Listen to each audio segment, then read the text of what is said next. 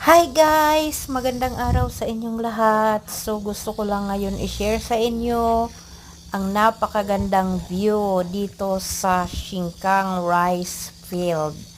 So kasama ko po si Lula na naggagagala dito.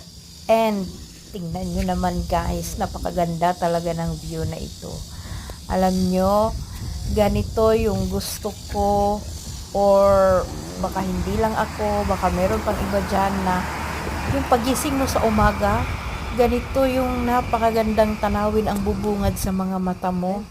Tapos nagkakape ka, nag-aalmusal. Oh, 'di ba? Napaka-presko ng hangin, napakaganda ng kapaligiran.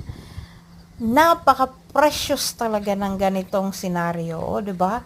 Blue sky, white clouds, green and yellow fields. Oh my God, bongga.